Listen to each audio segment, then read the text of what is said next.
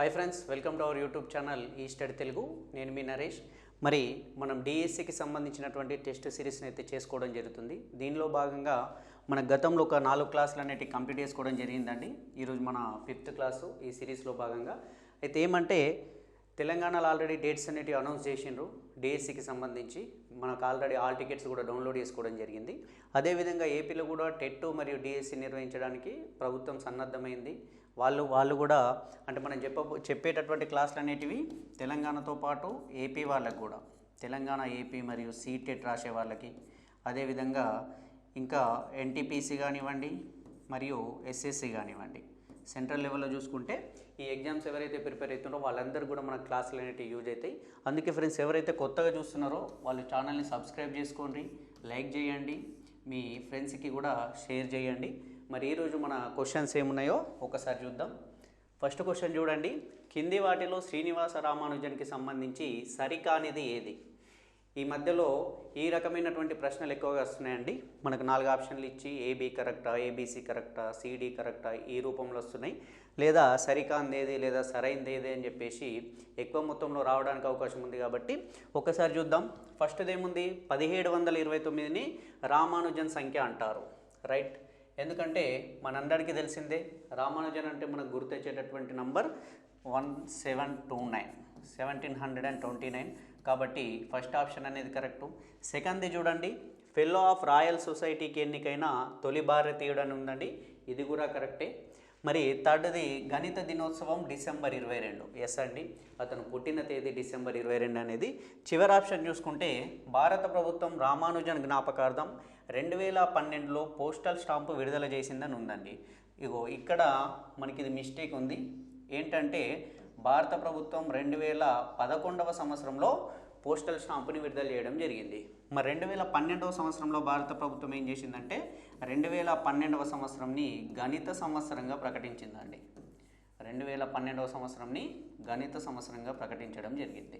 అంటే మనం చూసుకుంటే ఎగ్జామ్లు ఏమంటే ఏదో ఒక చిన్న దగ్గరనే మనకు తప్పిచ్చేసి కన్ఫ్యూజ్ చేయడానికి చూస్తారు. మనం ఇన్ని రోజులు ఎంత ప్రిపేర్ అయినా కానీ ఈ ప్రాక్టీస్ అనేది మనకు లేకపోతే ఎగ్జామ్కి వెళ్ళిన తర్వాత 2011, 12 అనేది కన్ఫ్యూజ్ అవుతూ ఉంటాం. కాబట్టి ఇలాంటి చిన్న చిన్న మిస్టేక్స్ చేసి అంటే మనం చేసే చిన్న మిస్టేక్ అనేది మన జాబ్ మీద ప్రభావితం చూపిస్తుంది. కాబట్టి మనం చాలా కేర్ఫుల్గా ఉండాలి. అంటే ఏమన్నట్టు సరికానిది ఏదంటే 4వదండి, ఆప్షన్ 4 అనేది మనకు కరెక్ట్ ఆన్సర్ అవుతుంది. సెకండ్ ప్రాబ్లం చూద్దాం. కింది వాటిలో 11 చే నిశేషంగా భాగించబడని సంఖ్య ఏది? 11 చేత నిశేషంగా భాగించబడని సంఖ్య ఏదని అడిగిండు. అంటే మనకు 11 యొక్క భాజనీయత సూత్రాలు తెలవాలి. 11 యొక్క భాజనీయత సూత్రం ఏంటంటే ఇచ్చినటువంటి సంఖ్యలు అది 3 అంకెల సంఖ్య కానివ్వండి, 4, 5, 6 అంకెలు ఏ అంకెల సంఖ్య అయినా కానివ్వండి, సరి స్థానాల్లో ఉన్నటువంటి అంకెలు, ఫర్ సపోజ్ ఇది ఒక 6 అంకెల సంఖ్య అనుకుంటే సరి స్థానాల్లో ఉన్నటువంటి సంఖ్యలు మరియు బేసి స్థానాల్లో ఉన్నటువంటి సంఖ్యలు. ఇక్కడ నుంచి చూస్తే ఇది బేసి స్థానం, మళ్ళీ ఇది బేసి స్థానం, ఇది బేసి స్థానం. ఈ 3 బేసి స్థానాల్లో ఉన్నటువంటి సంఖ్యలు. ఈ కింద గీసేది సరి స్థానాల్లో ఉన్నటువంటి సంఖ్యలు. అంటే బేసి స్థానాలు మరియు సరి స్థానాల్లో ఉన్నటువంటి సంఖ్యల మొత్తాన్ని మనం తీసుకుంటే ఈ రెండిటి యొక్క భేదం అంటే సరి బేసి ఈ అంకెలతో ఏర్పడే సంఖ్య యొక్క మొత్తంలో ఉన్నటువంటి భేదం అనేది మనకు 0 కానీ లేదా 11 కానీ 11 యొక్క గుణిజాలు కానీ ఇవ్వచ్చినా కానీ ఆ మొత్తం సంఖ్య అనేది 11 చేత నిశేషంగా భావించబడుతుంది. మరి మనకి ఇచ్చినటువంటి సంఖ్యను ఒకసారి చూసుకుంటే మనకు 6446 ఉంది. దీంట్లో బేసి స్థానాల్లో ఉన్నది 6, 4 కలిపితే 10 అవుతుంది. సరి స్థానాల్లో ఉన్నది 4, 6 కలిపితే 10 అవుతుంది. ఈ రెండింటి యొక్క భేదం 0 వచ్చింది కాబట్టి 11 చేత భాగించబడుతుంది. సెకండ్ చూసుకుంటే 10,934 ఉంది. దీంట్లో 194 కలిపితే 9, 4 13 + 1 14. 14 నుంచి 0 + 3 అంటే 3ని తీసేస్తే మనకు 11 వచ్చింది. మనకు 11 వచ్చినా కానీ అది 11 చేత నిశేషంగా భావించబడుతుంది కాబట్టి ఇది కూడా భావించబడుతుంది. నెక్స్ట్ థర్డ్ తీసుకుంటే మనకు 7138965 ఉందండి. దీంట్లో బేసి స్థానంలో ఉన్నది 7, 3, 9 మరియు 5. వీటిని కలిపితే 7, 3, 10, 10, 9, 19, 19 + 5 24. దీని నుంచి సరి స్థానంలో ఉన్నాయి 1, 8, 6 అండి. 8, 1, 9, 9 + 6 15. 24 నుండి 15 తీసేస్తే మనకి 9 వస్తుంది. కాబట్టి ఏమన్నట్టు మనకు 0 కానీ 11 కానీ 11 యొక్క గుణిజాలు మాత్రమే వచ్చినప్పుడు అది 11 చేత నిశ్శేషంగా భాగించబడుతుంది. మనకి ఇక్కడ వీటి భేదం 9 వచ్చింది కాబట్టి ఈ సంఖ్య అనేది 11 చేత భాగించబడదు. మనకు ఆన్సర్ ఇదే అవుతుందండి. మన డౌట్ క్లారిఫై కోసం దీన్ని కూడా చూస్తే ఇది 7 6 5 కలిపితే 18, మళ్ళీ 2 3 2 అండి, ఇది 7. 18 నుండి 7 తీసేస్తే మనకి 11 వస్తుంది. కాబట్టి ఈ సంఖ్య కూడా భాగించబడుతుంది. కాబట్టి మన ఆన్సర్ ఏమవుతుంది, ఏది భాగించబడదు అని అడిగింది కాబట్టి ఆప్షన్ 3 అనేది మన ఆన్సర్ అవుతుంది. రైట్, నెక్స్ట్ ప్రాబ్లం చూద్దాం. x = √5 - 2/√5 + 2 అయినా x + 1/x విలువ ఎంత అని అడిగిండండి. అయితే ఇక్కడ చూడండి, ఇది సాధించాలంటే ఫస్ట్ మనకి x వాల్యూ తెలుసు కదా, మరి 1/x వాల్యూని ఏమని రాసుకోవచ్చు, 1/xని ఏమని రాసుకోవచ్చు అంటే ఫర్ ఎగ్జాంపుల్ చూడండి, మనకు x విలువ 3/5 ఉందనుకోండి, అప్పుడు 1/x అంటే ఏమండి 1/3/5 కదా. ఫర్ ఎగ్జాంపుల్ ఇక్కడ చూడండి, x అనేది 3/5 ఉంటే 1/xని మనం 1/3/5 అని రాస్తాం. ఈ 3/5ని పైకి తీసుకెళ్తే 1 × 5/3 అవుతుంది. రైట్, ఇది మనకు తెలిసిందే అందరికీ. అదే రూపంలో ఇప్పుడు x అనేది √5 - 2/√5 + 2 ఉందండి. అంటే ఇక్కడ చూడండి, x 3/5 అయితే 1/x అనేది మనకి ఏమైంది 5/3 అయింది కదా. 1 × 5/3 అంటే 5/3. x 3/5 అయితే 1/x అనేది 5/3 అయింది. అట్లనే x అనేది √5 - 2/√5 + 2 అయితే 1/x అనేది ఏమవుతుంది, 1/x అనేది పైకి పోతుంది, అది కిందికి వస్తుంది. కాబట్టి √5 + 2/√5 - 2. ఇప్పుడు మనకి ఏమన్నాడు, xని 1/xని కలుపమంటున్నాడు. కాబట్టి √5 - 2/√5 + 2 ప్లస్ √5 + 2/√5 - 2. ఇక్కడ √5 + 2 ఉంది, √5 - 2 ఉంది. ఈ రెండింటిని కామన్ తీస్తే, రెండింటిని కామన్ తీసినప్పుడు ఏమవుతుంది, √5 + 2 × √5 - 2ని కామన్ తీసుకోవచ్చు. అప్పుడు ఈ √5 + 2 × √5 - 2ని √5 + 2తో భాగిస్తే రెండు క్యాన్సిల్ అవుతుంది. ఇప్పుడు ఏం మిగిలినట్టు √5 - 2 × √5 - 2.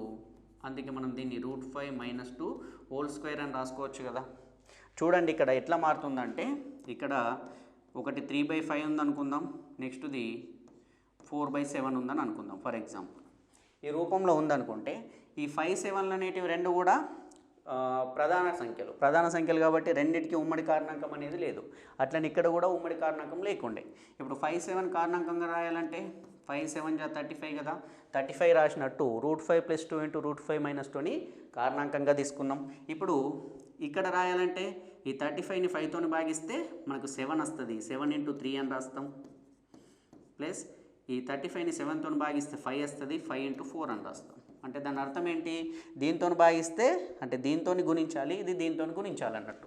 అందుకే సేమ్ √5 - 2 × √5 - 2 √5 - 2 హోల్ స్క్వేర్. ఎందుకు a × a అంటే a స్క్వేర్ అనుకుంటాం కదా. అదే రూపంలో √5 - 2 × √5 - 2 అనేది √5 - 2 హోల్ స్క్వేర్ అవుతుంది. √5 + 2 ఈ √5 + 2 చేస్తే మధ్యలో ప్లస్ గుర్తుంది కాబట్టి √5 + 2 హోల్ స్క్వేర్ అవుతుంది. మరి మనకు తెలుసు a - b హోల్ స్క్వేర్ సూత్రము, a square √5 whole square, A square root cancel అయ్యి 5 మిగులుతుంది, ప్లస్ b స్క్వేర్ అంటే 2 స్క్వేర్, 2 స్క్వేర్ అంటే 4 మైనస్ 2ab 2 × √5 × 2 అంటే 2 × 2 4, 4 × √5 కాబట్టి 4√5. ఇక్కడ ప్లస్ ఉంది, మళ్ళీ a స్క్వేర్ అంటే √5 హోల్ స్క్వేర్ అంటే 5 ప్లస్ b స్క్వేర్ అంటే 4, 2 స్క్వేర్ కాబట్టి ఇక్కడ ప్లస్ 2ab, ఇక్కడ మైనస్ ఉండే కాబట్టి -2ab, ఇక్కడ ప్లస్ 2ab అంటే 2 × 2 4, 4 × √5 ప్లస్ 4√5 డివైడెడ్ బై, ఇక్కడ చూడండి ఇది a + b × a - b రూపంలో ఉందండి. a + b × a - b. అప్పుడు దాన్ని ఏమని రాసుకుంటాం, ఇది a అన్నట్టు, ఇది b అన్నట్టు. √5 అనేది a, 2 అనేది b. a + b × a - b అంటే a స్క్వేర్ - b స్క్వేర్ కాబట్టి √5 హోల్ స్క్వేర్, √5 హోల్ స్క్వేర్ వేస్తే ఈ స్క్వేర్ రూట్ క్యాన్సిల్ అయ్యి 5 మిగులుతుంది, మైనస్ b స్క్వేర్ అంటే 2 స్క్వేర్, 2 స్క్వేర్ అంటే 4 అండి. 5 నుంచి 4 పోతే కింద 1 ఉంది. ఇప్పుడు పైన చూడండి 5 + 4 9, 5 + 4 9, ఇది 9, ఇది 9 అంటే 18. ఇక్కడ -4√5 ఉంది ప్లస్ 4√5 ఉంది, ఇవి రెండు క్యాన్సిల్ అయిపోతాయి. 18 డివైడెడ్ బై కింద 1 ఉంది కాబట్టి దీని యొక్క ఆన్సర్ మనకి 18 అండి. మనకి ఈ రకమైన ఎగ్జామ్లో రావడానికి ఎక్కువ అవకాశం ఉంటుంది. ఇది కర్నూలుకు సంబంధించింది. మనకి 8th క్లాస్ వరకు కర్నూలు లేవు, కానీ 9th 10th క్లాస్లో కర్నూలుకు సంబంధించింది ఉంది. సబ్జెక్టు ఎక్కువ చేసి అడిగే అవకాశం డిఎస్ఎల్ ఉంటుంది కాబట్టి వీటిని చాలా ప్రాక్టీస్ చేయండి. ఆప్షన్ 1 అనేది మనకు కరెక్ట్ ఆన్సర్ అవుతుంది. నెక్స్ట్ చూద్దాం. 1/3, 3/10, 1/2, 2/5 అకర్ణీయ సంఖ్యలను ఆరోహణ క్రమంలో అమర్చగా. ఆరోహణ క్రమం అంటే ఏంటండి? ఆరోహణ క్రమం అంటే చిన్న నుండి పెద్ద వరకు. ఆరోహణ క్రమం అంటే చిన్న సంఖ్య నుండి పెద్ద సంఖ్య వరకు, స్మాల్ టు బిగ్. మరి చేయాలంటే మనకు ఉన్నటువంటి ఆప్షన్స్ ఏమేమి ఉంది? 1/3 ఉంది, 3/10 ఉంది, 1/2 ఉంది, 2/5 ఉంది. సార్ మేము నాన్ మ్యాథ్స్ వాళ్ళం ఉంటాం కదా, ఇది ఎట్లా అంటే మ్యాథ్స్ వాళ్ళు అయితే డైరెక్ట్ ఇది 1/3ని 0.33 అని, 3/10ని 0.3 అని, 1/2ని 0.5 అని, 2/5ని 0.4 అని చెప్పేసి మనకు వాస్తవంగా తెలుస్తుంది. కానీ నాన్ మ్యాథ్స్ వాళ్ళు ఉన్నారు కాబట్టి ఇట్లాంటిది మనకు వస్తే ఆరోహణ క్రమం లేదా అవరోహణ క్రమంలో రాయమని మనకు వస్తే మీరు ఏం చేయండి అంటే చేయాల్సింది ఏం లేదు, పైన ఉన్నటువంటి లవాలకి ప్రతి దానికి పక్కన 0 రాసేసుకోండి. అంటే ఏమన్నట్టు ఇది 10/3, ఇది 30/10 అవుతుంది, ఇది 10/2 అవుతుంది, ఇది 20/5 అవుతుంది. ఇప్పుడు భాగించవచ్చు కదా. 10/3 చేస్తే 3 3 9, 1 మిగిలింది, పాయింట్ పెట్టుకుంటే 10 అవుతుంది, మళ్ళీ 3 3 9 సరిపోతుందండి. ఇప్పుడు 10 3 30 కాబట్టి దీని విలువ 3, 2 5 10 కాబట్టి దీని విలువ 5, మళ్ళీ 5 4 20 కాబట్టి దీని విలువ 4. ఇప్పుడు చూడండి అన్నిటికంటే చిన్నదేది 3 అనేది అన్నిటికంటే చిన్నది. కాకపోతే 3 అనేది 3/10 విలువ కాబట్టి 3/10 అనేది చిన్నది. నెక్స్ట్ 3.3 అంటే 1/3. నెక్స్ట్ 4 అంటే 2/5. నెక్స్ట్ చివర్లో 5 అనేది పెద్దది కాబట్టి 1/2. ఇది మనకు సంబంధించినటువంటి ఈ సంఖ్యల యొక్క ఈ అకర్ణీయ సంఖ్యల యొక్క ఆరోహణ క్రమం. ఇదే ప్రశ్నను మనకి ఎగ్జామ్లో ఏం చేస్తాడు, అవరోహణ క్రమంలో రాయండి అని కూడా అడగచ్చు. అప్పుడు ఇది ముందు వస్తుంది తర్వాత వస్తుంది, అంటే రివర్స్లో రాస్తే మనకు అవరోహణ క్రమం కూడా అయిపోతుంది. రైట్, నెక్స్ట్ ప్రాబ్లం చూద్దాం. 37 - 8 ఆఫ్ 13/4 + 1/2 ఆఫ్ 5/2 మైనస్ ఆఫ్ 3/4 - 1/2 యొక్క విలువ. అంటే దీన్ని సూక్ష్మీకరించాలండి. సూక్ష్మీకరించాలంటే చూడండి మనకి దీంట్లో బ్రాకెట్లు అనేటివి ఈ మీసాల బ్రాకెట్ ఉంది, ఈ ఓపెన్ బ్రాకెట్ ఉంది, ఈ మన ఏమంటారు ఈ రెక్టాంగులర్ స్క్వేర్ బ్రాకెట్ కూడా ఉంది. దీంట్లో ఫస్ట్ దేన్ని చేయాలంటే ఫస్ట్ దీన్ని చేస్తామండి, మళ్ళీ ఇది, మళ్ళీ ఇది. మనకు తెలిసినప్పుడు మనకు ఒక సూత్రం అనేది ఉంది, బాడ్మస్ రూల్ అని చెప్పేసి. బాడ్మస్ రూల్ ప్రకారం ఇది bracket of division, multiplication, addition, లాస్ట్కి సబ్స్ట్రాక్షన్ చేయాలండి. అంటే ఏమన్నట్టు బ్రాకెట్ అయినా ఆఫ్ అయినా ఇది మల్టిప్లికేషన్కి సంబంధించి, ఇది డివిజన్ అంటే ఈ బ్రాకెట్ల రూపంలో ఉండే మల్టిప్లికేషన్, ఇది డైరెక్ట్ మల్టిప్లికేషన్ ఇంటూ రూపంలో ఇచ్చినప్పుడు, ఇది అడిషన్ అంటే ప్లస్, సబ్స్ట్రాక్షన్ అంటే మైనస్. ఈ ఆర్డర్లోనే చేయాలి. ఫస్ట్ సబ్స్ట్రాక్షన్ చేస్తా, మళ్ళీ ప్లస్ చేస్తా, లేకపోతే డివైడెడ్ బై చేస్తా అంటే కుదరదండి. ఈ ఆర్డర్లోనే చేయాల్సి ఉంటుంది. మరొకసారి దాన్ని చూస్తే మనకి ఈ బ్రాకెట్ని అబ్జర్వ్ చేయండి. 3/4 - 1/2 ఉంది. 3/4 - 1/2లో 4ని కామన్ తీసుకుంటే మనకు 4ని కామన్ తీస్తే ఇక్కడ 3, 4 డివైడెడ్ బై 2 అంటే 2, 2 కాబట్టి 2 1 = 2 అంటే 3 - 2/4 అంటే 1/4. ఇక్కడ చూడండి నెక్స్ట్ది 5/2 - 1/4 అండి. నేను ఈ పార్ట్ చెప్తున్నా ఇప్పుడు. 5/2 - 1/4. 5/2 - 1/4 చేస్తే 4ని కామన్ తీయచ్చు. మళ్ళీ 4ని కామన్ తీస్తే 2తో భాగిస్తే 2, 2 5 10 - 1 అండి. అంటే ఏమవుతుంది 9/4. ఇవి ఇక్కడి వరకు 9/4 అయింది. ఇప్పుడు నెక్స్ట్ ఏముంది మనకు 37 - 8 బ్రాకెట్ 13/4 + 1/2 ఇంటూ 9/4 అండి. ఇక్కడి వరకు వచ్చింది. ఇప్పుడు చూడండి ఇక్కడ ప్లస్ ఉంది కానీ 1/2 అనేది లోపలికి గుణించాలి. అప్పుడు ఇది ఏమవుతుంది ఈ పార్ట్ 9 × 1 9, 4 × 2 8. ఇప్పుడు నెక్స్ట్ మిగిలిపోయింది ఏంటంటే 13/4. ఇక్కడ 37 - 8 అలానే ఉంది. ఈ 4 8లో 8ని కామన్ తీస్తే మళ్ళీ 2తోని 4తోని భాగిస్తే 2 వస్తుంది. 2 × 13 26 + 9 చూడండి 37 - 8 ఆఫ్ 26 + 9/8 37 - 8 ఆఫ్ 26 + 9 అంటే 35/8. ఇది చూడండి మైనస్ అలానే ఉంది, 8 అనేది దీన్ని గుణిస్తుంది. ఇక్కడ 8 8 రెండు ఇది భాగాహారం రూపంలో ఉంది కాబట్టి రెండు క్యాన్సిల్ అవుతుంది. నెక్స్ట్ మిగిలేది 37 - 35 అండి. 37 నుంచి 35 తీసేస్తే మనకు 2 అనేది మన ఆన్సర్. ఆప్షన్ 3 అనేది మనకు కరెక్ట్ ఆన్సర్ అవుతుందండి. మనకి ఈ రూపంలో కూడా ఎగ్జామ్లో అడిగే అవకాశం ఉంటుంది కాబట్టి ఒక్కసారి ఈ రూల్ని చూసుకొని మనం ప్రీవియస్ క్లాసెస్లలో దీని గురించి డీటెయిల్గా చెప్పుకున్నాం. ఎవరైనా కొత్త వాళ్ళు ఉంటే ప్రీవియస్ క్లాస్ చూస్తే ఒక్కసారి నంబర్ సిస్టానికి సంబంధించి చూస్తే మీకు ఫుల్ క్లారిటీ వస్తుంది. నెక్స్ట్ ప్రాబ్లం చూద్దాం. రఫీ మరియు ఫాతిమాల ప్రస్తుత వయసుల నిష్పత్తి 7:5. 10 సంవత్సరాల తర్వాత వారి వయసుల నిష్పత్తి 9:7 అయినా వారి ప్రస్తుత వయసులు ఎంత? చూడండి ఇక్కడ మనకు రఫీ ఉన్నాడు మరియు ఫాతిమా ఉంది. వీళ్ళిద్దరి యొక్క వయసుల నిష్పత్తి ఇచ్చిందండి. ప్రజెంటు 7:5 ఉంది. ఇది సూక్ష్మ రూపంలో రాసుకుంటాం 7:5 అనేది. కాకపోతే వాస్తవానికి ఇవి రెండు కూడా ఏదో ఒక సంఖ్య యొక్క లబ్ధం రూపంలో ఉన్నాయన్నట్టు. అంటే ఏమన్నట్టు, ఫర్ ఎగ్జాంపుల్ ఎక్స్ అనేది 2 అయితే ఇది 14 ఇది 10 ఉన్నట్టు. అంటే ఇతని వయసు 14 సంవత్సరాలు ఆమె వయసు 10 సంవత్సరాలు ఉన్నట్టు. అదేవిధంగా ఎక్స్ అనేది 3 అయితే ఇతని వయసు 21 సంవత్సరాలు ఈమె వయసు 15 సంవత్సరాలు ఉన్నట్టు. అంటే ఈ నిష్పత్తి అనేది మనం ఎప్పుడు కూడా సూక్ష్మంగా చేసి రాసుకుంటాం. 7:5 అనేది ఇంతకంటే చిన్నగా రాయరాదు. అందుకే ఏం చేస్తున్నాం 7x:5x అని మనం రాసుకుంటున్నాం. మనకి ఇప్పుడు ఏమంటుండు 10 ఇయర్స్ తర్వాత వీళ్ళిద్దరికీ 10 ఇయర్స్ అయితే 10 ఇయర్స్ అంటే ఏమన్నట్టు 7x + 10 5x + 10.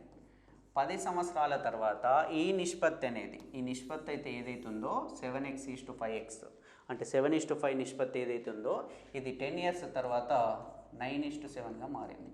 మనం ఆల్రెడీ చాలాసార్లు చెప్పుకున్నాం మనకు నిష్పత్తి అంటే డివైడెడ్ బై అన్నట్టు. నిష్పత్తి అన్న కానీ డివైడెడ్ బై భాగాహారం అన్న కానీ ఒకటే. అందుకే దీన్ని 7x + 10 డివైడెడ్ బై 5x + 10 = 9/7 అని మనం రాసుకోవచ్చు. ఇప్పుడు ఈ 7ని ఇటు తీసుకొద్దాం, 5x + 10ని అటు తీసుకెళ్దాం. అప్పుడు ఏమవుతుంది 7 × 7x + 10 = 9 × 5x + 10. అంటే ఏమన్నట్టు 7 × 7x 49x + 7 × 10 70 + 70 = 9 × 5x 45x + 9 × 10 అంటే 90. ఇక్కడ 49x పెద్దది కాబట్టి 45xని ఇటు తీసుకొద్దాం, 70ని అటు తీసుకెద్దాం. 45x ఇటు వస్తే మైనస్ అవుతుంది. 49 నుంచి 45 పోతే 4x. అప్పుడు 4x = 70 అటు పోతే -70 అవుతుంది. 90 నుండి 70 పోతే 20 అండి. Then x = 20/4 4 5 20. x విలువ 5 అండి. మనకేమన్నాడు ప్రస్తుత వయసులు ఎంత అన్నాడు? ప్రస్తుత వయసులు 7x:5x కాబట్టి x వాల్యూ 5. ఇక్కడ 7 × 5 చేస్తే 35 5 × 5 చేస్తే 25. వాళ్ళ యొక్క ప్రస్తుత వయసులు 35 25 సంవత్సరాలు అండి. 35 మరియు 25 సంవత్సరాలు. కాకపోతే మీకు చాలాసార్లు చెప్పిన ప్రీవియస్ క్లాస్లో కూడా చెప్పిన మనకి ఏజెస్కి సంబంధించిన ప్రశ్న వచ్చినా కానీ అంకెలలో మార్పిడికి సంబంధించిన ప్రశ్న వచ్చిన ఆప్షన్స్ నుంచి వెళ్ళండి, మీకు తొందరగా ఆన్సర్ వస్తుంది. ఇట్లా చేసే బదులు ఆప్షన్స్ని చూస్తే ఆన్సర్ తొందరగా దొరుకుతుంది. ఫస్ట్ చూడండి, ఫస్ట్ మనకి ఏమన్నాడు వయసుల నిష్పత్తి 7:5 అన్నాడు. ఇది 7:5 అసలు అవ్వడానికి అవకాశమే లేదండి. 40 30 అనేది 7 5 నిష్పత్తులు వచ్చేటట్టు మనం ఏ రూపంలో కూడా రాయరాదు. చూడండి ఇది 5 ఎక్కమనుకుంటే 5 8లో 40 5 6లో 30. మనకు 7:5 రావట్లే కాబట్టి ఆప్షన్ని తీసేసుకోవచ్చు. లేదు ఇది అనుకుందాం, అది లాస్ట్కి చూద్దాం. ఇది అనుకుంటే 7 7లో 49 7 5లో 35. ఇది 7:5కి ఓకే. కాకపోతే 10 ఇయర్స్ తర్వాత అంటే ఇది 59 అవుతుంది, ఇది 45 అవుతుంది. ఇప్పుడు మన నిష్పత్తి 9:7 ఉండాలి. మరి 59 అనేది మనకు ప్రధాన సంఖ్య తెలుసు. ఏ ఎక్కంలో కూడా 9 తోటి భాగించబడుతుంది. 9 తోటి ఇది 5 తోటి ఇది 7 తోటి భాగించబడేటట్టు ఏ ఎక్కంలో కూడా పోదు కాబట్టి ఈ ఆప్షన్ కూడా కాదు. ఇది 42 30 అనుకుంటే ఇది మనకు 6 ఎక్కంలో చూడొచ్చు. 6 7లో 42 6 5లో 30. 7:5కి ఓకే ఉంది. 10 ఇయర్స్ తర్వాత ఇది 52 ఇది 40 అవుతుంది. అప్పుడు ఈ నిష్పత్తి అనేది మనకు 9:7 కావాలి. 9:7 అయితే కాదండి, 2 26ల 2 20ల మళ్ళీ 2 13ల 2 10ల 13 నిష్పత్తి 10 అవుతుందండి.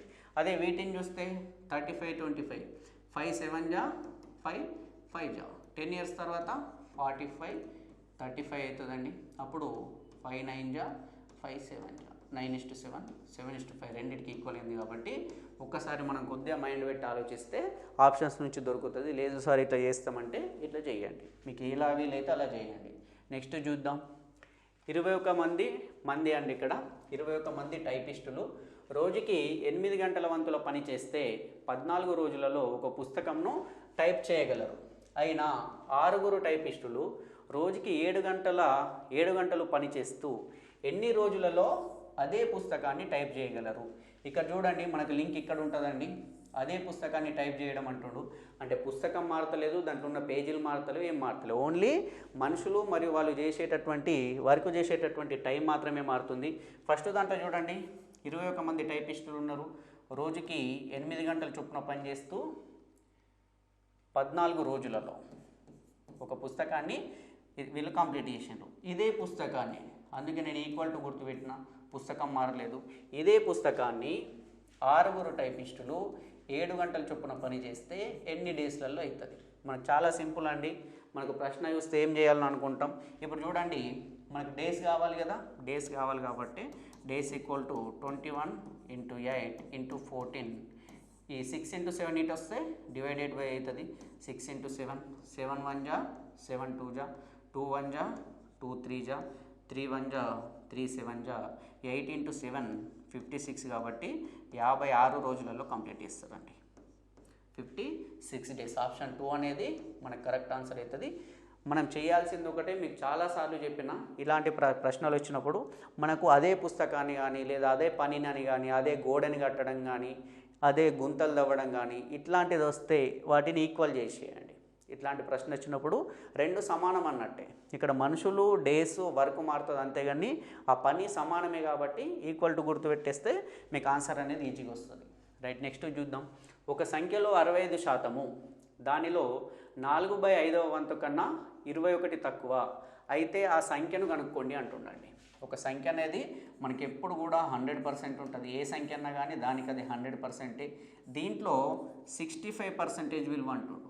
మరి ఆ సంఖ్య మనకు తెలియదు కదా, ఎక్స్ అనుకున్నాం. ఎక్స్లో 65% అంటే పర్సంటేజ్ని తీసేస్తే మనం బై 100 అని రాసుకునొచ్చు. పర్సంటేజ్ తీసేయడానికి ఏమంటుండు, ఒక సంఖ్యలో 65% విలువ. ఈ విలువ అనేది ఆ సంఖ్యలో 4/5వ వంతు, ఆ సంఖ్యను ఎక్స్ అనుకున్నాం కదా, ఎక్స్లో 4/5వ వంతు కన్నా 21 తక్కువ మైనస్ 21. ఇప్పుడు చూడండి, 65x/100 equal to 4x by, ఇక్కడ చూద్దాం, ఇది 4x/5 అయింది. 5ని కామన్ తీసేసుకుందాం డైరెక్ట్గా. 5ని కామన్ తీస్తే ఇక్కడ x × 4 4xే మైనస్ 5 × 21. ఇక్కడ ఏం లేదంటే ఒకటి ఉన్నట్టండి. ఈ 5ను ఒకటితో భాగిస్తే 5 వస్తుంది. మళ్ళీ 21 × 5 25ల 100 ప్లస్ ఇంకో ఒకటి ఉంది కాబట్టి 100 5 అండి. ఇప్పుడు చూద్దాం, సేమ్ దీన్ని ఇటు తీసుకొద్దాం, దీన్ని అటు తీసుకెళ్దాం. ఈ 5ని ఇటు తీసుకొద్దాం. 5ని ఇటు తీసుకొచ్చినప్పుడు మనకి ఏమవుతుంది, 65x × 5 divided by 100 equal to 4x minus 105. 5 1 జా 5 2 జా 0 అండి, అంటే 65x. రైట్, ఇది కూడా క్యాన్సిల్ అవుతుంది కదా. 5 1లో 5 3లో ఇది 5 4లో, అప్పుడు 13x ఈక్వల్ టు 4 అనేది అటు వెళ్తే ఈ రెండింటిని గుణిస్తుంది. 4 × 4x 16x మైనస్ 4 × 105 చేస్తే 4 × 100 400 4 × 5 20 420 అండి. 16x పెద్దది కదా, అందుకే 420 ఇటు తీసుకెళ్దాం. 13x అటు తీసుకెళ్తే 16x నుంచి 13x తీసేస్తే 3x ఈక్వల్ టు మైనస్ 420 ఇటు వస్తే ప్లస్ 420 అవుతుంది. అప్పుడు x ఈక్వల్ టు 420/3 అండి. 3 1లో 3, మళ్ళీ 3 4లో 12 0. అంటే ఆ సంఖ్య అనేది 140. మనకు ఆప్షన్ 2 అనేది కరెక్ట్ ఆన్సర్ అండి. ఆ సంఖ్య ఏది, మనకు ఆ సంఖ్యను ఎక్స్ అనుకున్నాం, ఆ ఎక్స్ అనేది 140 అనేది మన ఆన్సర్ అవుతుంది. రైట్, నెక్స్ట్ చూద్దాం. ఒక గడియారంని 15% నష్టానికి అమ్మెను. దానిని రూపాయలు 270 ఎక్కువ చేసి అమ్మితే 5% లాభం పొందవచ్చు. అయినా కొన్న వేల ఎంత అంటుండండి. మరి చూడండి, మనకి ఏదైనా ఒక వస్తువు కొన్న వేల ఎప్పుడు కూడా 100% ఉంటుంది. ఇది ఒక వాచ్ అట. ఈ వాచ్ని ఏం చేసింది? ఈ వాచ్ని 15% నష్టానికి అమ్మిండు. నష్టం కాబట్టి కిందికి రాస్తున్నాం, 15% లాస్కి అమ్మేండు.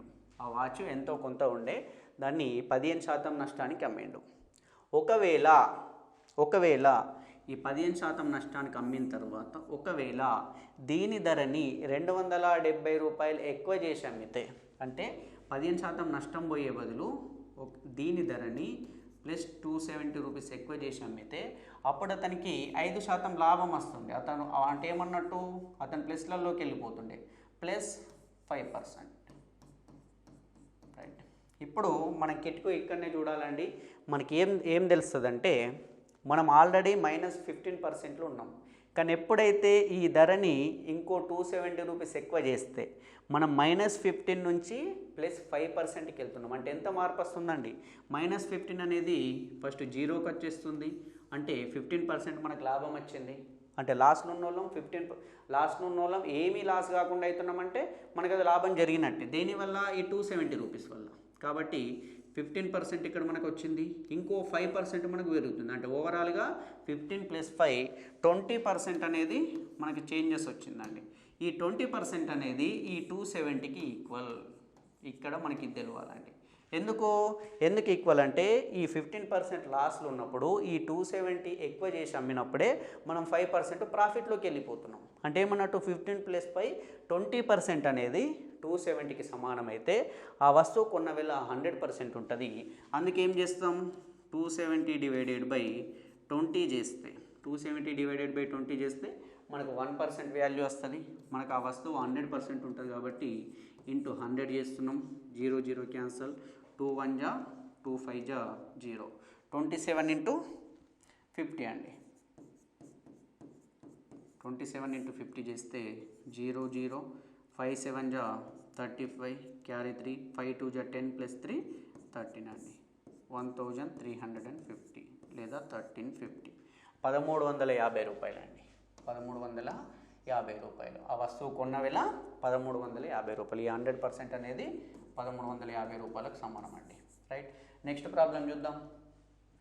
రూపాయలు 6400 సంవత్సరానికి 7.5% వడ్డీ రేటు చొప్పున 2 సంవత్సరాలకు అయ్యే చక్రవడ్డీ ఎంత అంటుండండి. మనకు అసలు ఉంది 6400, దీన్ని సంవత్సరానికి ఎంత 7.5%తో ఇస్తున్నాం కదా. మీకు ఆల్రెడీ ఇది చాలాసార్లు ఇది చెప్పిన ప్రీవియస్ క్లాసెస్లలో చక్రవడ్డీ బారవడ్డీల గురించి. 7.5%ని మనం ఏమని రాసుకోవచ్చు, 7.5ని 2 × 7 14 + 1 15/2% అని రాయొచ్చు. పర్సంటేజ్ తీయాలంటే ఏం చేస్తామండి, /100 అని రాసుకుంటాం. అప్పుడు అది 15/200 అవుతుందండి. అంటే 7.5% అనే దానికి భిన్న రూపము 15/200 అన్నట్టు. ఇప్పుడు చూడండి, 6400 రూపాయలని 15/200తో చేస్తే ఫస్ట్ ఇయర్ది రావాలి కదా. అంటే ఇది 2 ఇయర్స్కి వేస్తున్నాం కాబట్టి ఈ 2 సున్నాలు క్యాన్సల్, 2 1ల 2 3ల 2 2ల 15 2ల 30కి 0 చేతున 3, 15 3ల 45 + 3 48. మళ్ళీ నెక్స్ట్ ఏం చేయాలి, ఈ 480కి మళ్ళీ ఏమంటే చక్రవడ్డీ అనేది వడ్డీ మీద వడ్డీ. ఫస్ట్ ఇయర్ ఏమో అసలు దానికి వడ్డీ వేసినాం. నెక్స్ట్ ఏం చేస్తాం, అసలు దానికి వడ్డీ 2 సంవత్సరాలు అవుతుంది కాబట్టి 2తో గుణించుకుంటాం. నెక్స్ట్ దీనికి కూడా వడ్డీ కావాలి కదా, అదే రేటు తోటి కదా. కాబట్టి 15/200. ఈ 0 0 క్యాన్సల్, 5 3లో 5 4లో 4 1లో 4 2లో 12 3ల 36 అండి. మనం ఆల్రెడీ చాలాసార్లు చెప్పుకున్నాం. ఈ 48 అనేది ఫస్ట్ ఇయర్కి వచ్చింది. ఫస్ట్ ఇయర్కి 6400కి అయినటువంటి వడ్డీ 480. నెక్స్ట్ సెకండ్ ఇయర్ కూడా దీనికి వడ్డీ 480 అవుతుంది కదా. అందుకే ఏం చేస్తాం మనం చెప్పేటప్పుడు, దీన్ని × 2 దీన్ని × 1 రాసుకోమని మీకు క్లాసులలో చాలాసార్లు చెప్పిన. 48 × 2 చేస్తే 48 2 జా 96 కాబట్టి 960, 36 × 1 36 కాబట్టి అప్పుడు అయ్యేటటువంటి వడ్డీ 996 అండి. 996 అనేది మన ఆన్సర్. సార్ మాకు కొత్త క్లాస్ వింటున్నాం అని అనుకునే వాళ్ళకు ఒకసారి ఇక్కడ చూడండి, మనకు 6400 ఉంది. అసలు చక్రవడ్డీ అంటే ఏంటో ఒక్కసారి మనకు తెలియాలి. చక్రవడ్డీ బారు వడ్డీకి చక్రవడ్డీకి డిఫరెన్స్ ఏమంటే, ఫర్ సపోజ్ ఇది ఒకటే సంవత్సరానికి అనుకోండి, ఒకటే సంవత్సరానికి 7.5% వడ్డీకి ఇచ్చినాం 6400 రూపాయలు అయినప్పుడు, అప్పుడు బారు వడ్డీ చక్రవడ్డీ రెండు సేమ్ ఉంటాయి. ఎందుకుంటాయి సార్? ఎందుకుంటాయంటే దీనికి వడ్డీ అనేది 7.5%, రెండిట్లలో కూడా 7.5%. అప్పుడు అదేమవుతుంది, 480 రూపాయలు ఇక్కడ వస్తుంది, 480 రూపాయలు ఇక్కడ వస్తుంది. ఇక్కడ ఇది బారు వడ్డీ అండి, ఇది చక్రవడ్డీ. ఒక సంవత్సరానికి ఇచ్చినప్పుడు వడ్డీ అనేది కేవలం దీని మీదనే ఇస్తాం మనం, బారు వడ్డీ అనేది చక్రవడ్డీ అనేది దీని మీదనే ఇస్తాం. అదే నెక్స్ట్ ఇయర్కి, ఇది ఫస్ట్ ఇయర్, ఇప్పుడు సెకండ్ ఇయర్కి రాగానే బారు వడ్డీలు ఏం చేస్తాం, వడ్డీ మీద వడ్డీ అయ్యాం కదా, బారు వడ్డీ అనేది ఎప్పుడు ఫిక్స్ రేట్ ఉంటుంది, కేవలం దీని మీదనే వడ్డీ ఇస్తాం. అది ఎన్ని సంవత్సరాలన్నా కానివ్వండి, వడ్డీ అనేది అసలు మీద మాత్రమే ఉంటుంది. అంటే ఏమవుతుంది, 6400కి మళ్ళీ సెకండ్ ఇయర్ కూడా 480 రూపీస్ అవుతుంది. అదే చక్రవడ్డీ కోత ఏమవుతుందంటే, ఈ 6400 మీద వడ్డీ వేస్తాం 480, దీని మీద వేసినటువంటి వడ్డీ అండి సెకండ్ ఇయర్లో. కానీ చక్రవడ్డీలో లాభం ఎడికెళ్ళి వస్తుంది, ఫస్ట్ ఇయర్ ఏదైతే వడ్డీ వచ్చిందో దాని మీద కూడా వడ్డీ వేస్తాం. చక్రవడ్డీలో సెకండ్ ఇయర్ది ఏం చేస్తాం, ఈ వడ్డీతో పాటు ఈ 480కి కూడా వడ్డీ వేసిస్తాం. ఈ 480కి అయినటువంటి వడ్డీ ఎంత, మనకి ఎంత అండి, 36 రూపాయలు. ఈ 36 రూపాయలు కూడా వేసుకొని ఇప్పుడు చూడండి, 480 + 480 + 36 996 అవుతుంది. అదే బారు వడ్డీ ఎంత అని అడిగితే 960 రూపీస్ మాత్రమే అయ్యేదండి. ఈ 36 రూపీస్ అనేది బారు వడ్డీకి చక్రవడ్డీకి ఉన్నటువంటి తేడా, బారు వడ్డీకి చక్రవడ్డీకి ఉన్న తేడా. ఈ తేడా దేని వల్ల వస్తుంది, కేవలం దీని వల్ల వస్తుంది. ఫస్ట్ ఇయర్ ఏదైతే అయిందో ఆ తేడా. అదే థర్డ్ ఇయర్ చూసుకుంటే ఇది మళ్ళీ 480 వస్తుంది. అప్పుడు దీనికి ఏం చేస్తాం, ఈ 6400కి వడ్డేస్తాం, మళ్ళీ ఈ 480కి వడ్డేస్తాం, ఈ 560కి కూడా వడ్డేస్తాం థర్డ్ ఇయర్లో. దీనికి వడ్డేస్తాం ప్లస్ దీని వడ్డేస్తాం ప్లస్ ఇవి రెండు కలిపితే 516 రూపాయలు అవుతుంది. ఈ 516 రూపాయలు కూడా వడ్డేస్తాం. ఈ మూడు కలిపి చక్రవడ్డీ ఇస్తాం. చక్రవడ్డీ అనేది అట్లా పెరుగుతూ పోతుంది అన్నట్టు. బారు వడ్డీ అనేది ఎప్పుడూ సమానంగా ఉంటుంది, ఎన్ని సంవత్సరాలకైనా కానీ వడ్డీ అనేది అంతే ఉంటుంది. రైట్, నెక్స్ట్ ప్రాబ్లం చూద్దాం. కింది వాణిలో సరికానిది ఏదండి, కింది వాణిలో సరికానిది ఏది? ఫస్ట్ది ఏమి ఇచ్చిండు, స్కేలు మరియు వృత్తలేఖిని ఉపయోగించి నిర్మించలేని కోణము 40 డిగ్రీలు అన్నాడు. రైట్ అండి, ఇది ఆల్రెడీ ఒకసారి నేను చెప్పిన టెట్ గురించి చెప్పినప్పుడు ఏమంటే స్కేలు మరియు వృత్తలేఖిని అంటుండండి. స్కేలు వృత్తలేఖిని అంటుండు, ప్రొటాక్టర్ అంటాడు, కోణమానిని అంటలేడు. కోణమానిని లేకుండా కేవలం స్కేలు మరియు వృత్తలేఖిని మాత్రమే ఉపయోగించి మనం ఏ ఏ కోణాలని నిర్మించవచ్చు అంటే 30 డిగ్రీస్, 60 డిగ్రీస్, 90 డిగ్రీస్, ఇట్లా మళ్ళీ 120 డిగ్రీస్, 150 డిగ్రీస్, 180 డిగ్రీస్ ఇట్లా నిర్మించవచ్చు అండి. వీటితో పాటు ఈ రెండు 30 డిగ్రీస్ది 60 డిగ్రీస్ తెస్తే వీటి మధ్యలో ఉన్నది కూడా మనం నిర్మించవచ్చు కదా, రెండు కోణాలని తీసుకొని మధ్య. అంటే ఏమన్నట్టు 45 డిగ్రీస్ కూడా మనం దేనితోటి, స్కేలు వృత్తలేఖితో కోణమాని లేకుండా 45 డిగ్రీస్ నిర్మించవచ్చు, 75 డిగ్రీస్ నిర్మించవచ్చు, మళ్ళీ 105 డిగ్రీస్ నిర్మించవచ్చు, మళ్ళీ 135 డిగ్రీస్ నిర్మించవచ్చు. గుర్తుపెట్టుకోండి, ఇది 165 డిగ్రీస్ నిర్మించవచ్చు. దీనితో పాటు ఈ 30కి 45కి మధ్యలో ఉన్నది కూడా నిర్మించవచ్చు అండి. 30కి 45కి మధ్యలో ఉన్నది 37.5. మళ్ళీ చూడండి, 30 కంటే ముందు 0ని కూడా నిర్మించవచ్చు. 0 డిగ్రీస్ అందరికీ తెలిసిందే, అంటే దీనికంటే ముందుది కూడా వస్తుంది. కాబట్టి 0కి 30కి మధ్యలో మనకు 15 డిగ్రీస్ కూడా నిర్మించవచ్చు. 0కి 15 మధ్యలో 7.5, మళ్ళీ 15కి 30 మధ్యలో 22.5, 37.5, మళ్ళీ 30కి 45కి మధ్యలో 37.5, 45కి 60కి మధ్యలో తీసుకుంటే 52.5. అంటే ఇక్కడ ఒకటి అబ్జర్వ్ చేయండి, మనం దేన్ని నిర్మించవచ్చు అంటే కోణమానిని లేకుండా మనం 7.5 డిగ్రీలు మరియు దీని యొక్క గుణిజాలు అన్నిటినీ నిర్మించవచ్చు. ఇది క్లారిటీ కోసం చెప్పిన, ఇది ఒకటి గుర్తుపెట్టుకోండి. కోణమానిని అవసరం లేకుండా. మీకు ప్రశ్న ఇట్లా అడగచ్చు, స్కేలు మరియు వృత్తలేఖిని మాత్రమే ఉపయోగించి గీయగలిగే కోణాలు, నిర్మించగలిగే కోణాలను అడగచ్చు, లేదా కోణమానిని అవసరం లేకుండా నిర్మించగలిగే కోణాలు అడగచ్చు. అవి ఏవంటే 7.5 డిగ్రీలు మరియు దీని యొక్క గుణిజాలండి. 7.5 యొక్క గుణిజాలు ఏమవుతాయి? 7.5 7.5 రెంట్ల 15, మళ్ళీ 7.5 కలిపితే 22.5, మళ్ళీ 7.5 కలిపితే 30, మళ్ళీ 37.5, మళ్ళీ 45, మళ్ళీ 52.5, మళ్ళీ 60. ఇట్లా మీరు ఒకటి గుర్తుపెట్టుకోండి, స్కేలు వృత్తలేఖిని ఉపయోగించి నిర్మించగలిగే కోణాలు ఇవి. ఈ కోణాలన్నింటినీ మనం నిర్మించగలుగుతాం. మరి ఎక్కడన్నా చూడండి 20 వచ్చిందా? నిర్మించలేం. 40ని నిర్మించలేం. 50ని నిర్మించలేం. మళ్ళీ 70ని నిర్మించలేం. ఓన్లీ ఈ 7.5 యొక్క గుణిజాలు వచ్చేటన్నిటిని కూడా మనం నిర్మించవచ్చండి. ఇది గుర్తుపెట్టుకోండి. మళ్ళీ 15, 30, 45, 15 ఎక్కం. ఎందుకంటే 7.5 రెంట్ల 15 కాబట్టి 15 ఎక్కంలో వచ్చేటన్నీ కూడా 7.5 తోటి భాగించబడతాయి. 7.5 యొక్క గుణిజాలు అవుతాయి. కాబట్టి 7.5, 15, 22.5 ఇవన్నీ కూడా నిర్మించగలుగుతాం. మనకి ఇక్కడ ఏమన్నాడు? స్కేలు వృత్తలేఖిని ఉపయోగించి నిర్మించలేని కోణం 40 డిగ్రీలు అన్నాడు. Race correct. 40 డిగ్రీల కోణంని మనం నిర్మించలేము. ఎందుకంటే ఇక్కడ ఎక్కడ కూడా మనకు 40 డిగ్రీలు కనిపిస్తలేదు. కాబట్టి ఇది కరెక్టే, మన ఆన్సర్ కాదు. అది సరికానిది ఏదని అడిగిండు. 120 డిగ్రీల కోణం యొక్క సంయుగ్మ కోణం 240 డిగ్రీలు అన్నాడు. రైట్ అండి. ఇది కూడా సంయుగ్మ కోణం అంటే ఏంటి? ఏ కోణానికైతే మరొక కోణాన్ని కలిపితే ఆ రెండు కోణాల మొత్తం 360 డిగ్రీలు అయితే ఆ రెండు కోణాలు ఒకదానికొకటి సంయుగ్మ కోణాలు. మనకు పూరక కోణాలు ఉంటాయి, సంపూరక కోణాలు ఉంటాయి, సంయుగ్మ కోణాలు ఉంటాయి. పూరక కోణాలు అంటే రెండు కోణాల మొత్తం 90 డిగ్రీలు కావాలి. సంపూరక కోణాలు అంటే రెండు కోణాల మొత్తం 180 డిగ్రీలు కావాలి. అదే సంయుగ్మ కోణాలు అంటే రెండు కోణాల మొత్తం అనేది 360 డిగ్రీలు కావాలి. 120కి 240 కలిపితే 360 అయింది. కాబట్టి ఇది కూడా మన ఆన్సర్ కాదు, ఇది కరెక్ట్ ఉంది. నెక్స్ట్ మూడోది ఏముంది?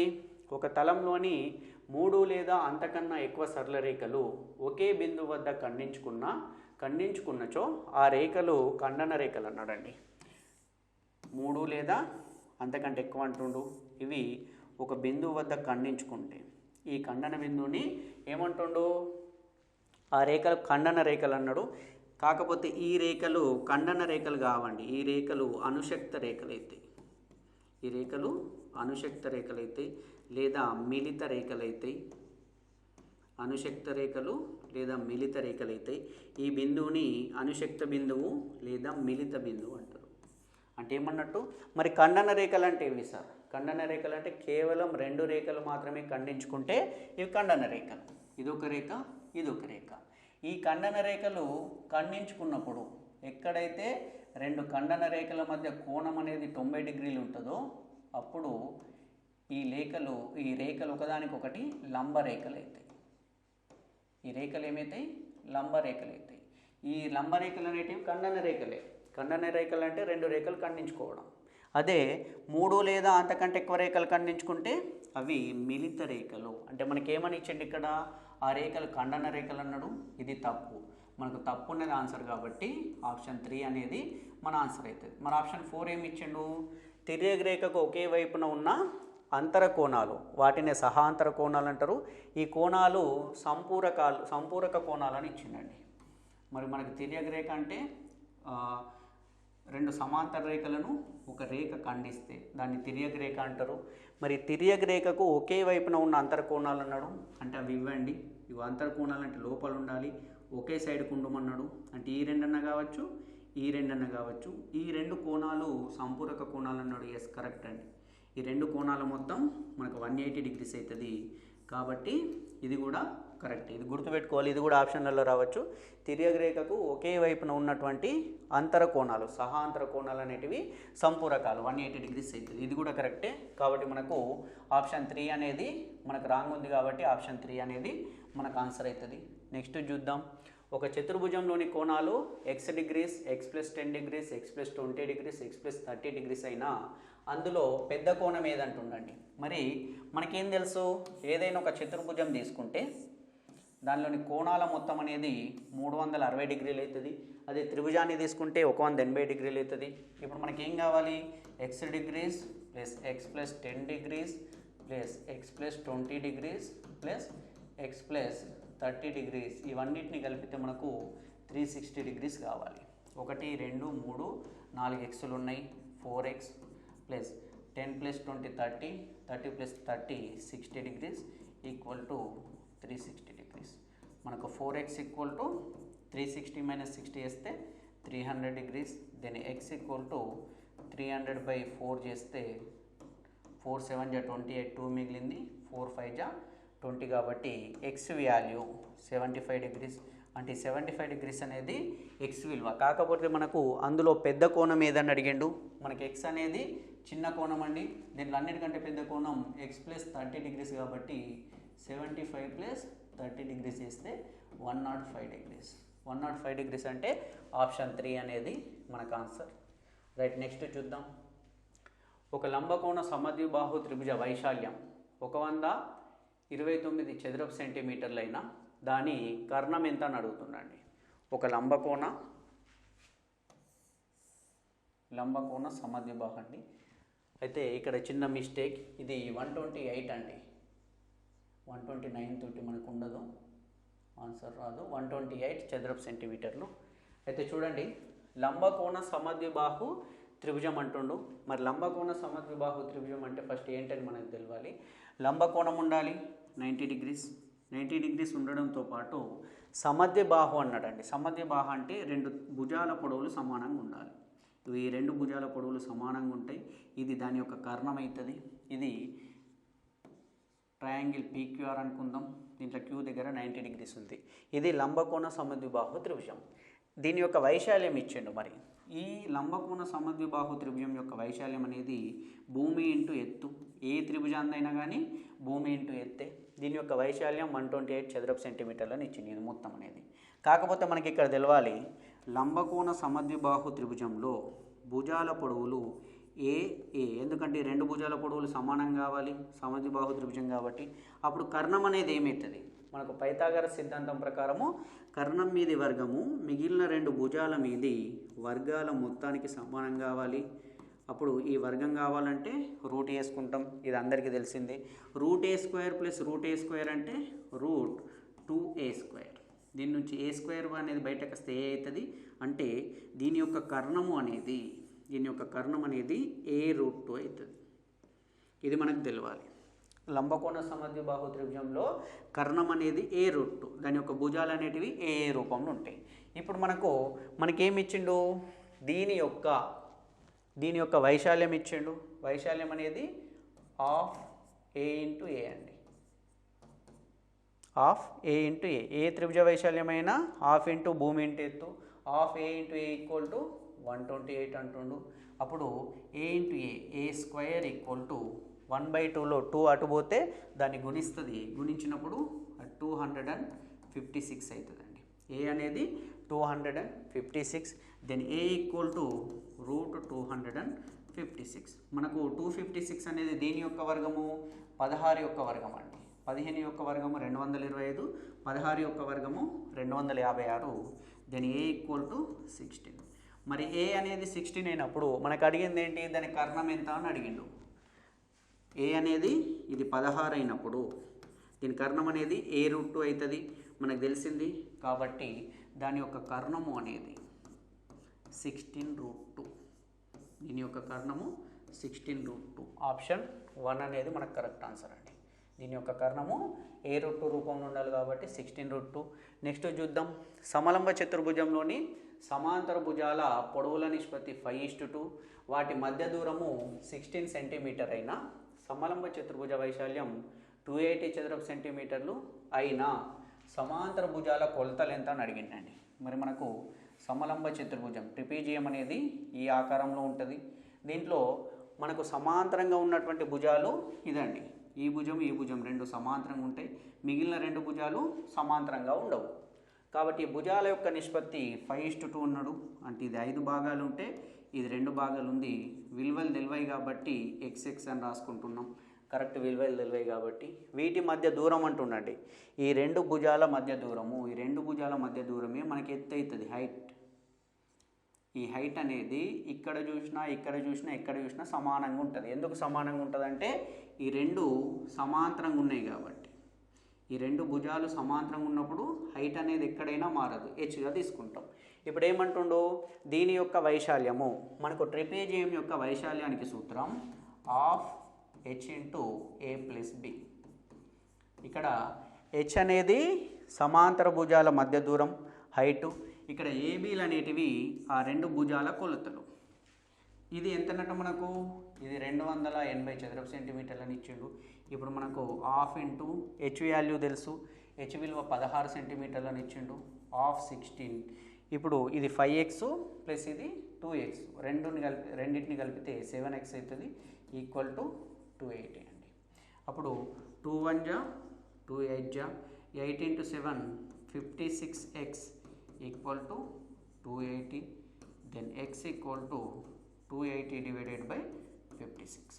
చూడండి 28 రెంట్ల 56 కాబట్టి 28 ఒకట్ల 28 రెంట్ల ఇక్కడ 0 ఉంది కాబట్టి 10, 2 ఒకట్ల 2 5ల. మనకి x వాల్యూ వచ్చిందండి 5, x విలువ 5 వచ్చింది. అంటే ఈ x విలువ 5, ఇక్కడ 5. ఇప్పుడు ఈ భుజాలు అనేటివి భుజాల కొలతలు అడిగండి. ఈ భుజం కొలత, ఈ భుజం కొలత. 5 5 జా 25, 2 5 జా 10, 25 10 అండి. ఆప్షన్ 4 అనేది మనకు కరెక్ట్ ఆన్సర్ అవుతుంది. మనకు ఫస్ట్ ఈ సూత్రం తెలిసి ఉండాలి, half h into a plus b అనేది. ఇక్కడ హెచ్ అనేది సమాంతర భుజాల మధ్య దూరము, ఏబీలు అనేటివి సమాంతర భుజాల పొడవులు అండి. రైట్, నెక్స్ట్ చూద్దాం. దీర్ఘచతురస్రాకార పార్కు పొడవు దాని వెడల్పు కంటే 17 మీటర్లు ఎక్కువ. పార్కు యొక్క చుట్టుకొలత 178 మీటర్లు అయినా పార్కు వైశాల్యం ఎంత అంటుండండి. రైట్, మనకు దీర్ఘచతురస్రాకారంలో ఉందంటుండు పార్క్ అనేది. మరి దీర్ఘచతురస్రాకారం ఉన్నప్పుడు ఇది పొడవు ఎల్ అవుతుంది, ఇది వెడల్పు బి అవుతుంది. ఈ సమాంతరంగా ఉన్నటువంటి భుజాలు సమానంగా కూడా ఉంటాయి దీర్ఘచతురస్రంలో. అంటే ఈ పొడవులు సమానంగా ఉంటాయి. కాకపోతే మనకి ఏమంటుండో దీని యొక్క పొడవు ఎల్ అనేది వెడల్పు కంటే 17 మీటర్లు ఎక్కువ. అంటే ఇది బిని అంతే ఉంచుకుందాం. ఈ పొడవు దీనికంటే 17 ఎక్కువ కదా, అందుకే ఎల్లుని ఏమని రాసుకున్నచ్చు, b+17 అని రాసుకున్నచ్చు కదా. మనకేమంటుండో దీని యొక్క పొడవు అనేది వెడల్పు కంటే 17 మీటర్లు ఎక్కువ కాబట్టి ఇది b+17. మళ్ళీ ఏమి ఇచ్చిండు, దీని యొక్క చుట్టుకొలత ఇచ్చిండు. చుట్టుకొలత అంటే ఏమనుకుంటాం, ఈ 4 భుజాల పొడవుల మొత్తాన్ని దాని యొక్క చుట్టుకొలత అంటారు. అంటే ఇక్కడ నుండి స్టార్ట్ చేస్తే ఇక్కడ వరకు వెళ్ళి ఇట్లా ఒక చుట్టి వస్తే దాన్ని చుట్టుకొలత అంటారు. అంటే ఇక్కడ నుంచి స్టార్ట్ అయితే మళ్ళీ అక్కడ నుండి కావాలి. అంటే ఏమన్నట్టు b+17 plus b plus b+17 plus b 4 bలు ఉన్నాయి, 4b. 17 + 17 34 కాబట్టి 4b + 34 ఈక్వల్ టు 178 అన్నాడు. అప్పుడు 4b ఈక్వల్ టు 178 మైనస్ 34. తీసేస్తే 8 నుంచి 4 పోతే 4, 7 నుంచి 3 పోతే 4, 144. అంటే 4b ఈక్వల్ టు 144 అయింది. అప్పుడు b ఈక్వల్ టు 144/4 అండి. 4 1 జా 4 3 జా 12, మళ్ళీ 2 మిగిలింది, 4 6 జా 24 అవుతుంది. అంటే b విలువ దాని యొక్క వెడల్పు మనం కనుక్కున్నామండి. వెడల్పు ఎంత, 36. మరి వెడల్పు ఇది 36 అయితే దీని యొక్క పొడవు అనేది ఈ 36 + 17 కాబట్టి పొడవు అనేది 53. 36కి 17 కలిపితే 53. ఇప్పుడు మనం ఏం కనుక్కోవాలి, వైశాల్యం కనుక్కోవాలి. దీర్ఘచతురస్రం యొక్క వైశాల్యం అనేది పొడవు ఇంటూ వెడల్పు ఎల్ ఇంటూ బి. ఎల్ అనేది 53 × 36. 53 × 36 చేస్తే వచ్చేది మన ఆన్సర్ 6 ముళ్ళ 18, 1 6 5 31, 31 3 ముళ్ళ 9, 3 5 15, 8 9 1 0 10 కాబట్టి 8 1 9, 1908 అండి. 1908 మీటర్ స్క్వేర్. ఆప్షన్ 2 అనేది మన ఆన్సర్ అవుతుంది. మనం మీరు జాగ్రత్తగా గుర్తుపెట్టుకోండి, ఈ రూపంలో ప్రశ్న అనేది కంపల్సరీ వస్తుంది. కంపల్సరీ ఈ రూపంలో వస్తుంది. పొడవు వెడల్పుల నిష్పత్తి ఇస్తాడు, లేకపోతే ఇంత ఎక్కువ అంటాడు. ప్రాబ్లం చూద్దాం. మన ప్రాబ్లం ఏముందంటే, అంతర్వృత్తంలో అంతర్లిఖించబడిన అతిపెద్ద త్రిభుజ వైశాల్యం 12.1/2 అంటే 12.5 చదరపు సెంటీమీటర్లు అయిన వృత్త వ్యాసార్థం ఎంత అని అడిగాను ఫ్రెండ్స్. అయితే ఒకసారి చూడండి, మనకు ఆల్రెడీ మనం ప్రీవియస్ క్లాస్లోనే దీనికి ఇట్లాంటి ప్రాబ్లం ఒకటి మనం చేయడం జరిగింది. అయినా ఒకసారి చూడండి, కొత్తగా చూసేవాళ్ళు. మనకు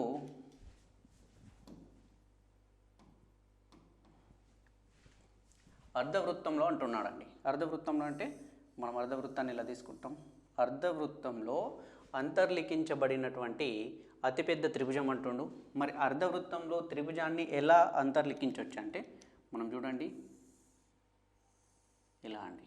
ఇది అర్ధవృత్తంలో అంతర్లిఖించగలిగేటటువంటి అతిపెద్ద త్రిభుజం. మరి ఒకసారి దీన్ని అబ్జర్వ్ చేయండి. దీన్ని పూర్తి వృత్తంగా కనుక మనం మార్చేసుకుంటే, ఇది పూర్తి వృత్తంగా కనుక మనం మార్చేసుకుంటే ఇలా ఉండేది. ఈ అర్ధవృత్తంలో మనం దాన్ని తీసుకున్నాం. ఇది పూర్తి వృత్తం అనుకుంటే ఇక్కడ ఉండేటటువంటి బిందువు, ఇక్కడ ఉండే బిందువు అనేది ఈ వృత్తం యొక్క కేంద్రం అవుతుంది. మరి ఇది వృత్తం యొక్క కేంద్రం అయితే, ఇది వృత్తం యొక్క కేంద్రం అయితే ఈ కేంద్రాన్ని ఆధారంగా చేసుకొని ఇవన్నీ కూడా కేంద్రాన్ని ఆధారంగా చేసుకొని ఇవన్నీ కూడా వృత్తం యొక్క వ్యాసార్థాలు అవుతాయి. మనకు ఆల్రెడీ తెలిసిందే. అంటే వృత్త కేంద్రం నుంచి వృత్తం పైన ఉన్నటువంటి ఏదైనా ఒక బిందువు లేదా ప్రతి బిందువు, ఏ బిందువు వరకైనా కానీ ఒక రేఖను గీస్తే అది ఆ వృత్తం యొక్క వ్యాసార్థం అవుతుంది. ఏ బిందువు వరకైనా అంటే ఇది వృత్తం యొక్క వ్యాసార్థం, ఇది కూడా వృత్తం యొక్క వ్యాసార్థమే. ఇదే త్రిభుజాన్ని నేను బయట గీస్తున్నా. త్రిభుజం అనేది ఇలా ఉందండి. ఇది ఆ వృత్తం యొక్క కేంద్రమైంది. ఇప్పుడు ఇది ఆర్ అయినప్పుడు ఇది కూడా ఆర్ అవుతుంది. అంటే దాని అర్థమేమో ఇది ఈ మొత్తం దూరం అనేది వృత్తం యొక్క వ్యాసం అవుతుంది. వ్యాసంలో సగమే మనకు వ్యాసార్థం కదా, కాబట్టి ఇది ఆర్ రూపంలో ఉంటుంది. ఒకసారి ఇటు అబ్జర్వ్ చేయండి, పైది అబ్జర్వ్ చేస్తే ఇది కూడా ఆరే అవుతుంది. ఈ మధ్య బిందువు నుంచి ఇక్కడికి తీసుకున్నటువంటి ఇది కూడా ఆర్ అవుతుంది. ఇదేం అవసరం సార్ మనకి ఇప్పుడు అంటే, ఎందుకు చెప్తున్నా అంటే ఇది ఒక త్రిభుజం అయినప్పుడు, ఇది ఒక త్రిభుజం అయినప్పుడు త్రిభుజం యొక్క వైశాల్యానికి సూత్రం 1/2 ఇంటూ భూమి ఇంటూ ఎత్తు మనకు తెలుసు. 1/2 ఇంటూ భూమి ఇంటూ ఎత్తు అని తెలుసు. మరి ఈ త్రిభుజంలో మనకు భూమి ఏది, ఈ త్రిభుజంలో బేస్ ఏది? బేస్ ఇంటూ హైట్ అని చెప్పుకుంటాం. Half into base into height అని. ఇక్కడ బేస్ ఏదంటే ఇదే కదా దీని యొక్క భూమి, దీని యొక్క బేస్, ఈ ట్రయాంగిల్ యొక్క బేస్ అనేది ఇదే కదా. ఇది దేనికి సమానం? R plus r. కాబట్టి త్రిభుజ వైశాల్యం కనుక్కుంటే half into 2r, r plus r అంటే 2r ఇంటూ హైట్, దీని యొక్క హైటే దీని యొక్క వ్యాసార్థానికి సమానం అయిపోయింది. దీని యొక్క హైటు వ్యాసార్థానికి సమానమైంది. ఇంతకంటే గరిష్టంగా హైట్ వచ్చేటట్టు మనం రాయరాదు. గరిష్ట హైటు ఆర్ మాత్రమే అవుతుంది. కాబట్టి ఇంటూ ఆర్ దీని యొక్క వైశాల్యం. ఈ వైశాల్యం ఎంత అంటున్నాడు? దీని యొక్క వైశాల్యం 12.1/2. 12.1/2 అన్నాడు. అంటే 12 × 24 + 1 25/2. మరి ఇది ఈ 2 క్యాన్సల్. ఆర్ ఇంటూ ఆర్ అంటే ఆర్ స్క్వేర్ = 25/2 అండి. అందుకే నేను గత క్లాస్లో చెప్పిన ఒక అర్ధవృత్తంలో అంతర్లిఖించబడినటువంటి అతిపెద్ద త్రిభుజ వైశాల్యం అనేది డైరెక్ట్ మనం r² సమానం అని తీసుకున్నచ్చండి. ఎందుకు r² అవుతుందంటే ఇందుకు అవుతుంది. Half into 2r into r కాబట్టి, లేదా half into d into r కాబట్టి మిమ్మల్ని కన్ఫ్యూజ్ చేయడానికి ఎగ్జామ్లో జతపరచుడు దాంట్లో ఒక త్రిభుజం, ఒక అర్ధవృత్తంలో అంతర్లిఖించబడినటువంటి త్రిభుజ వైశాల్యానికి సూత్రం హాఫ్ dr అని కూడా ఇవ్వచ్చండి. హాఫ్ dr అని కూడా జతపరచుడు దాంట్లో ఒక ఆప్షన్ రూపంలో ఇచ్చి కూడా ఇచ్చేట అవకాశం ఉంది. కాబట్టి హాఫ్ 2r ఇంటూ ఆర్ లేదా హాఫ్ dr లేదా చివరిగా r².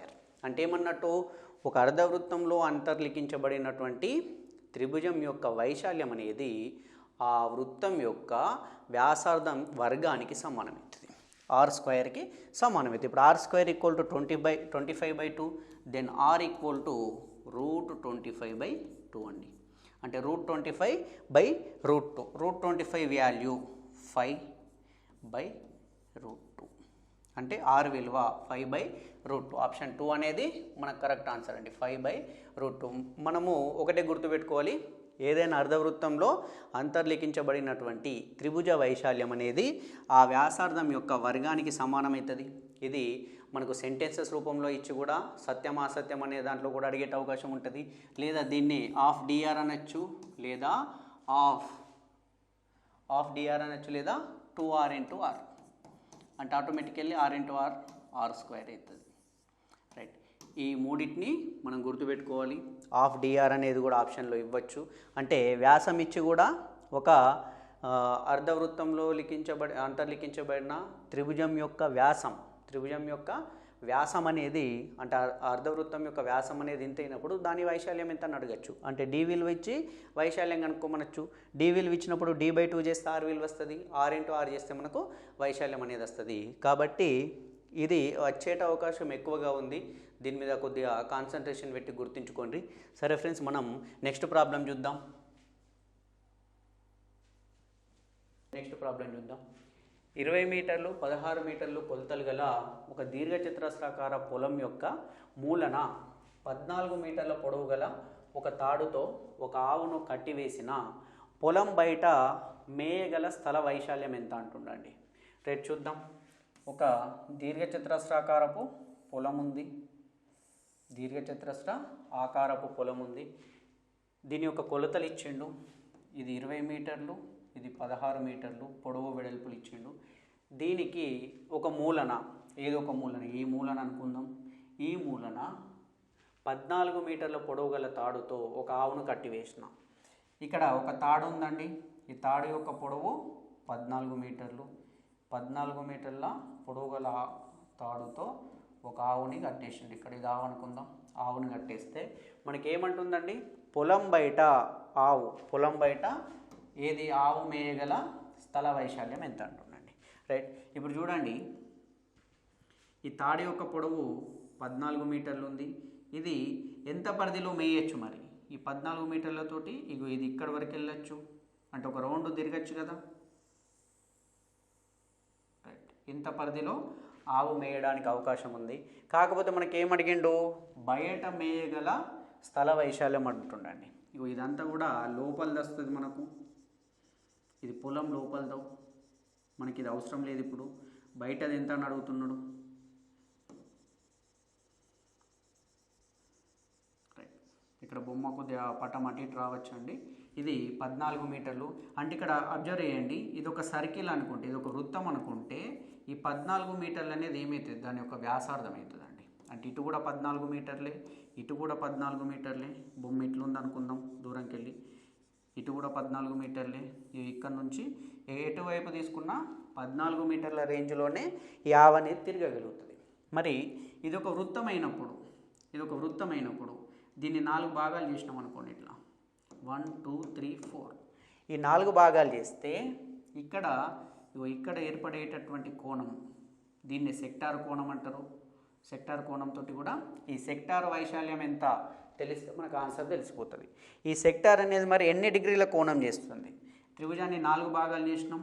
ఇదొక లంబకోణము, ఇదొక లంబకోణం, ఇదొక లంబకోణం, ఇదొక లంబకోణం. అంటే ఇది 90 డిగ్రీలు ఉన్నట్టు. మొత్తం వృత్తం అనేది 360 డిగ్రీలు ఉంటే దాంట్లో 90 డిగ్రీల కోణాన్ని మనం తీసేస్తే మిగిలింది 270 డిగ్రీలు. మొత్తం కోణము, సెక్టార్ కోణానికి సూత్రం ఏంటి, x/360 × πr². x/360 × πr². ఇక్కడ x విలువ, ఈ కోణం విలువ 270 degrees, total 360 degrees into pi అంటే 22/7. ఇక్కడ r విలువ ఏంటండి, 14. కాబట్టి 14 × 14. ఈ 7 1 జా, 7 2 జా, 0 0 క్యాన్సల్, 9 3 27, 9 4 36, 2 1 జా, 2 2 జా, 2 1 జా, 2 11 జా. రైట్, ఇప్పుడు మనకి ఏం మిగిలింది, 11 × 3 × 14 అండి. 11 × 3 33, 33 × 14.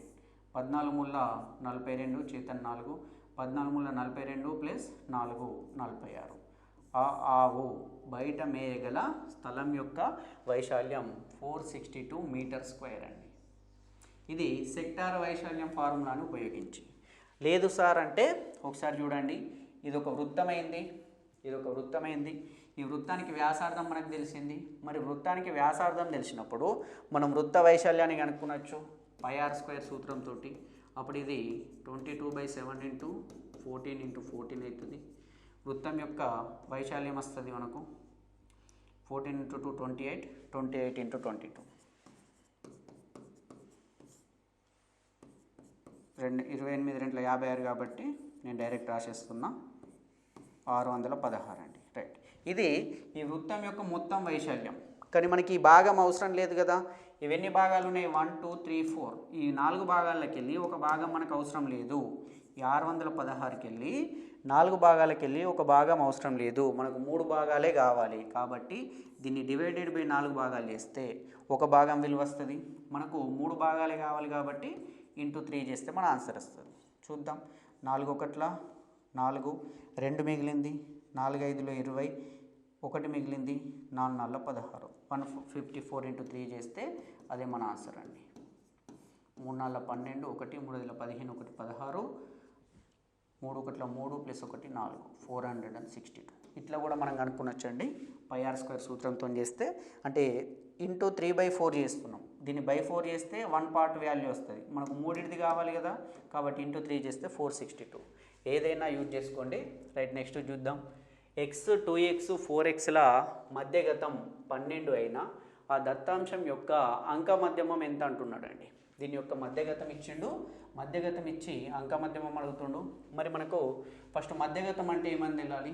మధ్యగతం అంటే ఏవైనా దత్తాంశంలోని మూలకాలు ఇచ్చినప్పుడు, సంఖ్యలు కానీ ఏవైనా ఇచ్చినప్పుడు వాటిని ఆరోహణ క్రమం లేదా అవరోహణ క్రమంలో రాస్తే, ఒకవేళ ఇచ్చినటువంటి సంఖ్యలు అనేటివి బేసి సంఖ్యలు అయితే ఆ మధ్యలో ఉన్నటువంటి పదం అనేది మధ్యగతం అవుతుంది. ఒకవేళ సరి సంఖ్యలు అయితే, అంటే ఇవి 3 ఉన్నాయి, ఈ 3 ఉన్నప్పుడు ఇటువైపు ఒక విలువ వస్తే ఇటువైపు ఒకటి వస్తుంది, ఈ మధ్యలో ఉన్నది మనకు మధ్యగతం అవుతుంది. ఒకవేళ ఇచ్చినటువంటి మూలకాల సంఖ్య సరి సంఖ్యలో ఉంటే, ఫర్ సపోజ్ 4 ఉన్నాయనుకోండి, అప్పుడు ఏం చేస్తాం, మధ్యలో 2 వస్తాయి కదా, కాబట్టి ఇది ప్లస్ ఇది డివైడెడ్ బై 2 వేస్తాం. ఈ రెండింటి యొక్క సగటు కనుక్కుంటే వచ్చేది వస్తుంది.